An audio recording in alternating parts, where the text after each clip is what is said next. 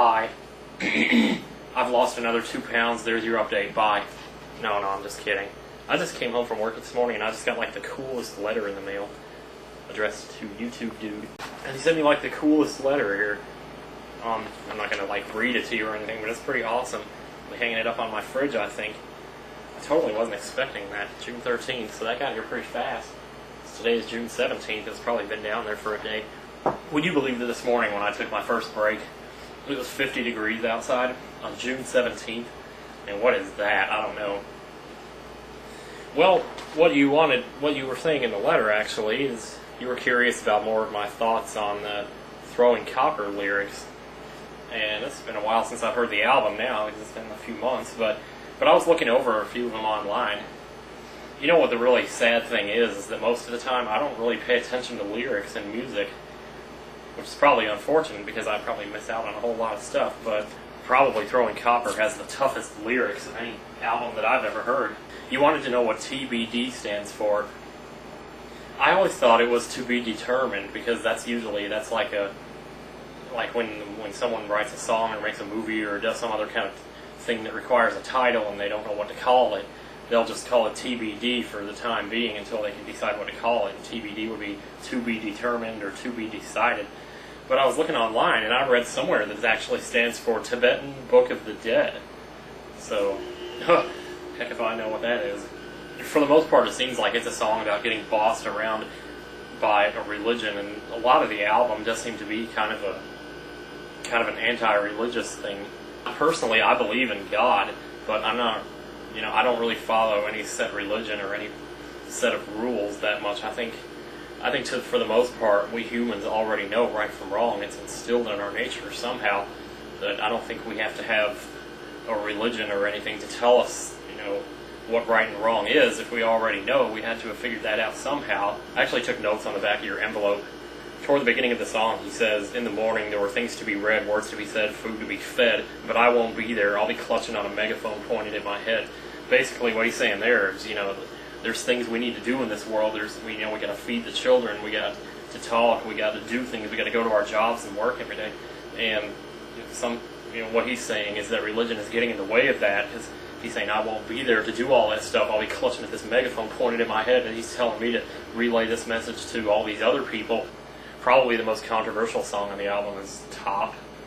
That's actually one of my favorites, though, but I would say it's probably controversial because he makes a reference to Hitler, and if you're going to use him to demonstrate a point, you might as well. Because in many ways, I think he's saying throughout the album that religion is kind of like tyranny, but maybe just a sugar-coated version of tyranny. Because there's no, even you don't have to tell people what to do. I mean, sometimes you do, you have to discipline, like your children and stuff. I mean, yeah, like if you're raising children, then yeah, you can tell them what to do. And if you're paying a person to do a job, then you can tell them what to do, sure. And there are a few other instances where it might be okay to tell a person what to do, but for the most part, you can't just do that for the sake of doing it, or because you believe that you have more of a grasp of right and wrong than this other person does. Even if they've demonstrated that they obviously don't have a sense of right and wrong, which then, well, maybe, but at what point, do you have to resort to tyranny just to keep things under control? I don't know.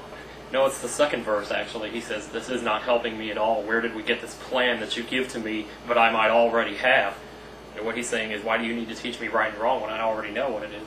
But not all of the album is necessarily about religion. There's some songs in there that seem to be just basically love songs, like All Over You. But even that could be construed in various ways, I guess. Because he says, our love is like water pinned down and abused for being strange. But then later he says, our love is like water. It's me alone for me all day. So I don't know if he's talking about a love between him and a god, where it's just him alone, and people are criticizing him for that or something. So it could be he's trying to play the other side there and say, well, this is what it's like to love a god. He even makes reference to that in Selling the Drama. To love a god, to me, a chair. I don't know what half of that stuff means in Selling the Drama. He's basically saying, hey, we won't be raped, we won't be scarred like that. He's not, when you think of rape, that's, in a certain context, it's having something put into you that's not supposed to be there. If you look at it that way, that's kind of like what religion might be doing to somebody, is putting something in them that doesn't belong there.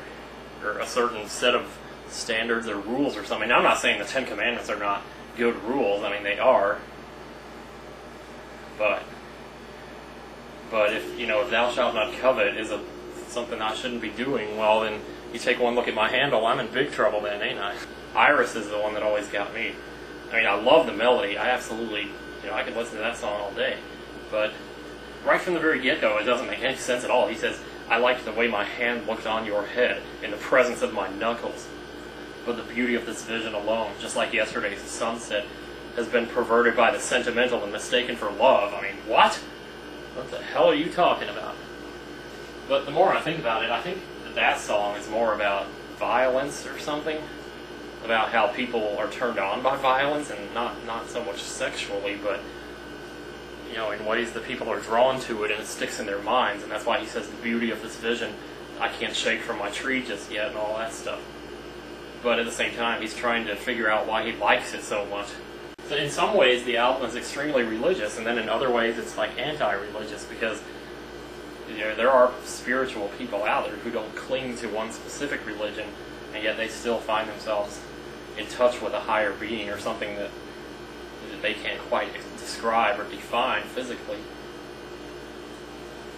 And I think that's mostly what the album is about, is spirituality, just finding something that, finding your own God. There's other songs that get into the whole political thing, like White Discussion.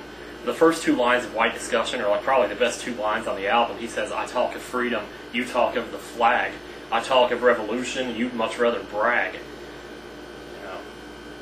And I think when he says you'd much rather brag, he's talking about when people say, like, I'm proud to be an American or something. And I don't have anything against anyone who says they are proud to be an American. But when I sing the song, I feel more inclined to say I'm thankful to be an American, because I am thankful. But I don't know if proud is really so much the right word, because why should I be proud? I didn't work for this. I didn't invest in this. I didn't have to put any kind of effort forth to earn this. I was just born right into it. If you're born to be a millionaire, you don't go around saying, I'm proud to be a millionaire. But we're practically as lucky as millionaires to have all the stuff we do, considering the way the rest of the world is. And that's why he's saying, I talk of revolution, you'd much rather brag. It's like we're too busy, being full of ourselves, and because of what we have, to actually, with all that's going on in the world, it's appalling, that we're too busy gloating over what we are, how lucky we are, rather than actually, offering some of that to the rest of the world. I don't know. I didn't know if I was going to make a whole video just about that, but well, I guess I just did.